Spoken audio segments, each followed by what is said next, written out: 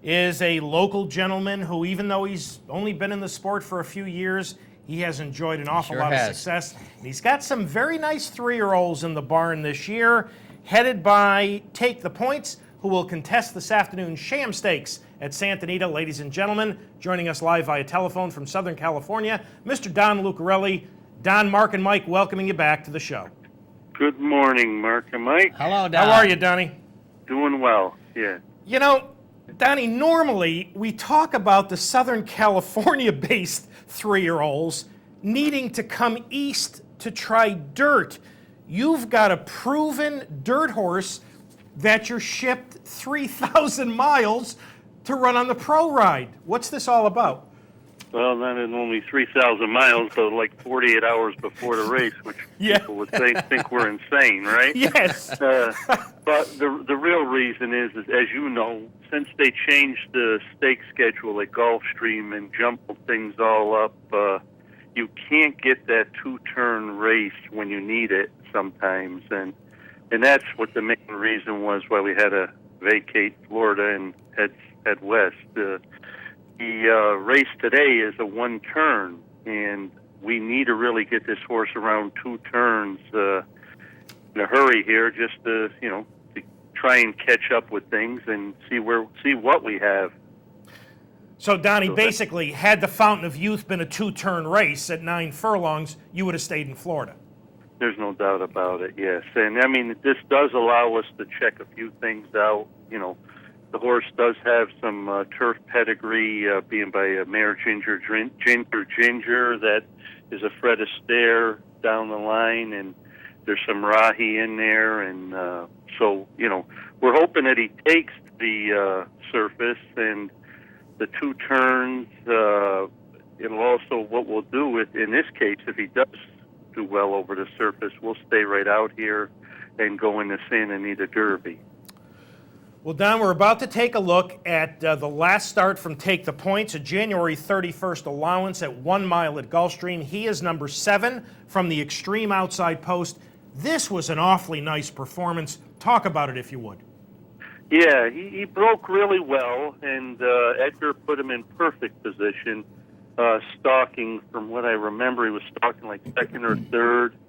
And as he came around the far turn, he just took command, and, Edgar said he did it at will, and he just sort of, brought him across the wire in good fashion, and he galloped out really well.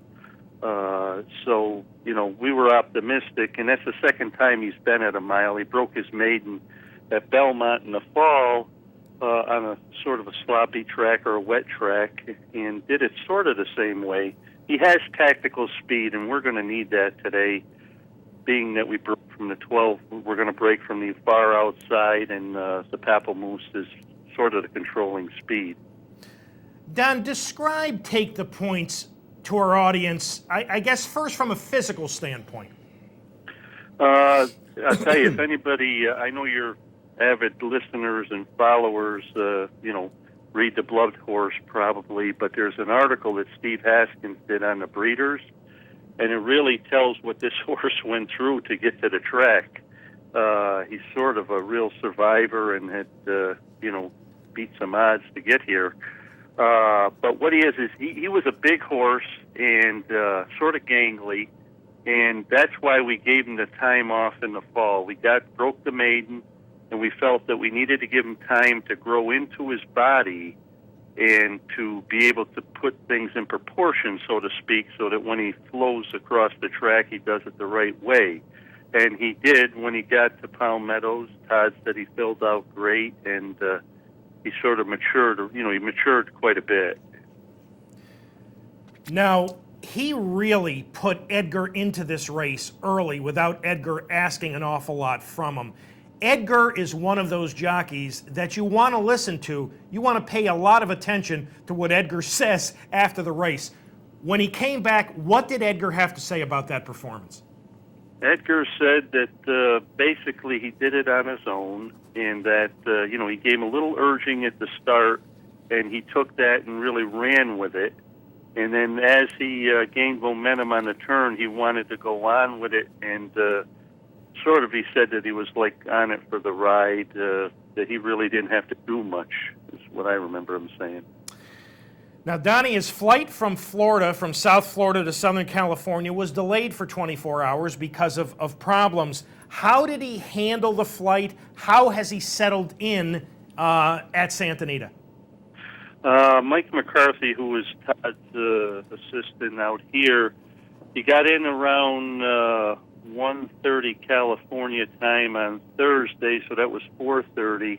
He left at 6 in the morning, so it was a rather long flight for him. But yesterday they said that they galloped him, and he seemed to be fine, and he seemed to be comfortable with his surroundings. Now, we were going to go out there in a little bit, and just to see him because he is at Santa Anita, and see how things are going. But I mean, I really hope that he does put a good effort that we're expecting. He is getting a lot of first things thrown at him, but we really do have to find out what we have here now with this one. And you're absolutely right. You do need to find out what you have going 2 turns, except it's on pro ride. And that's the thing that sticks in my mind. You talked about if he runs well this afternoon, and we all hope he runs very well for you this afternoon, you'll obviously stay for the Santa Anita Derby. But if he doesn't, if Garrett Gomez says to you after the race, he was spinning his wheels, he doesn't like this surface, what's plan B? We'll bring him back east, and we'll just have to try and find a spot where we can, get him in a race on dirt, and and take one shot at it from there. Actually, Todd's original plan after that race, the allowance race, was to train up to either the, possibly the Fairgrounds race, which would be the Louisiana Derby, or another race. But he just was training so well that Todd said he really thought he wanted to get out and do something. And that's why it was critical that we wanted to do it this weekend, and why we cross-entered when we had the mechanical problem with the horse. Well, Take the Points isn't the only nice 3-year-old in the barn. Let's talk for a few moments about Checklist. And here he is in his debut opening day at Gulfstream. He's taking over on the outside. Donnie, this was a very impressive debut. Yeah, he got a fantastic number. I can't remember what it was on the sheets and the buyer, but he just did everything very professionally, and Todd was sort of a little bit surprised. Our question there is whether he's going to get the distance. We're going to definitely try to stretch him out. If he does well in his next race, which should be hopefully next Saturday at Gulfstream, in an allowance, we'll probably point him towards a swale.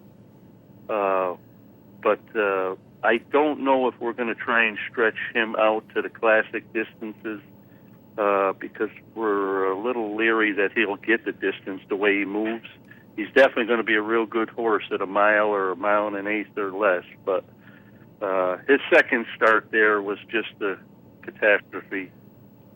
Yeah, I was going to ask you, as impressive as the debut was, we were all expecting something quite special in the allowance comeback, and it was pretty dreadful, to be honest. Did he have a legitimate excuse that day? Oddly enough, he had 3 legitimate excuses. Thank God, at 1-2, I don't bet, and I think he went off like 1-2 or 3-5, and it was just, terrible. He stumbled twice out of the gate, and then he lost his shoe. He got stepped on the second stumble or something by another horse and caught his shoe just right, and it was half on and half off the whole race. What he did there was just on pure gut. I mean, he actually put himself into position, but he just couldn't get the track. I mean, it would have been better off if the shoe had come off altogether. Don, next week, I guess you'll be flying back to Santa Anita unless you stay there for the week, because the big cap is next Saturday, and it looks like you'll have Mamba for the race. How's he doing? Yeah, Mamba is doing great. He came back after the Derby here in this race a few weeks ago and ran a real good race. He sort of banged the actual winner of the race at the start, and then he got banged by him and took him. He got the worst of it in that case, but he ran a real good race. I mean, he sort of had like a delayed reaction, and got into it late, and finished up really well. Galloped out real strong, and is doing great over the surface here. If you remember, he ran as a 2-year-old in the cash call out here, and had a real good race. So we're optimistic. I mean, the field came up super tough. Einstein's coming. I mean, there's a whole bunch of them that are coming. So, he'll need a definite A effort. But on this surface, this is the surface he seems the type to like. He likes better than dirt. Yeah. Don, thank you as always. We appreciate your time very much. All the best this afternoon with Take the Points. All the best next Saturday with Monba and with Checklist. And you're going to have Naos for the Gotham next Saturday as well? Yeah, and it was a tough choice for me, but Mamba gave me my first Grade 1 win with a colt, and I feel I owe it to the guy to come out here. So I'll definitely come out here, and Nails will go into Gotham there. Well, yeah, I would say that first weekend in March, probably a little nicer in Southern California than at Ozone Park, but we wish you luck across the board. Donnie, we hope Take the Points runs well for you this afternoon. Thanks for having joined us again on Down the Stretch. Thank you, guys. Don Take care, Don. Good Lucarelli, luck. ladies and gentlemen. All right, we are up to our final break, and when we return, it's back to South Florida as we welcome in Wesley Ward, the conditioner of Not on the Same Page. So Wesley will join us right after these messages. I'm John Ward, and when I'm in Saratoga Springs, I watch Capital OTB TV.